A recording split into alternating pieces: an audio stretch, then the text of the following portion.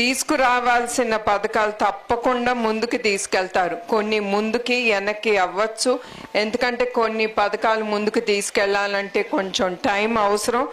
నేను ఒకటే కోరుతున్నాను ప్రతి ఒక్కరిని, నాకంటే కూడా మీకు బాబన్న గురించి బాగా తెలుసు. ఆయన ఎప్పుడు మీ మధ్యనే ఉండే నాయకుడు, ప్రజలు ముందు ఉండే నాయకుడు. ఎలక్షన్ అప్పుడు ఒకటి చెప్పి మళ్ళీ ఎలక్షన్ అయిన తర్వాత ఆయన ఏం మాయం అవ్వరు. అట్లానే ప్రజల సొమ్ము కోసం ఆయన ఎప్పుడు ఆయన కానీ ఆయన కుటుంబం కానీ ఆశించదు. ఒకప్పుడు ఇట్లానే మన ఆంధ్రప్రదేశ్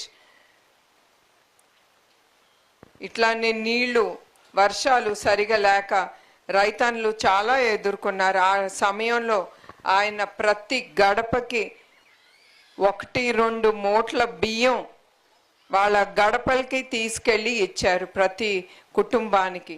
ఆయన ఎప్పుడు మిమ్మల్ని మర్చిపోరు. అట్లా ఏ ఇబ్బందులు ఎదుర్కొన్న ఆ సమయంలో నేనున్నాను మీకోసం అని ఎప్పుడు బాబన్న మీ అందరి కోసం ఆయన ముందుకి ఉంటారు.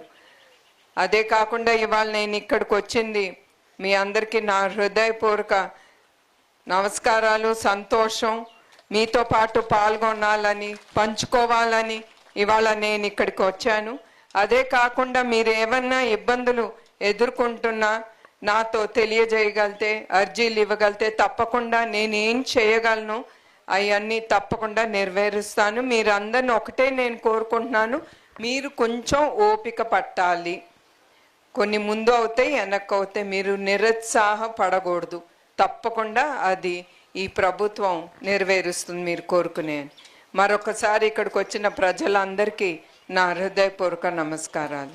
ఎన్టీఆర్ ట్రస్ట్ ట్రస్టీ నారా భువనేశ్వరికి టీడీపీ కుప్పం నియోజకవర్గంలో పర్యటించారు.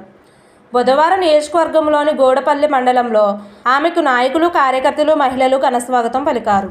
గుడి చాంబగిరిలో మహిళలు ముఖాముఖిలో పాల్గొన్నారు. వారితో కలిసి సరదాగా కోలాటం కూడా ఆడారు. చిన్నారులు కోలాట నృత్యాలను చూసి ఆనందించారు. ఈ క్రమంలో అగస్త్య విజ్ఞాన కేంద్రం సందర్శించారు.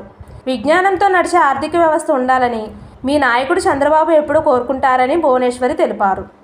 సామాజిక ఆర్థిక ప్రగతి విద్య చాలా కీలకమని ఆయన భావిస్తున్నారు. విద్యార్థులు శాస్త్రీయ దృక్పథం ఎప్పుడూ ఉండాలని కోరుకుంటున్నారని తెలిపారు. అందుకే అగస్త్య ఇంటర్నేషనల్ ఫౌండేషన్కు 1999లోనే 172 ఎకరాలు కేటాయించారని గుర్తు చేశారు.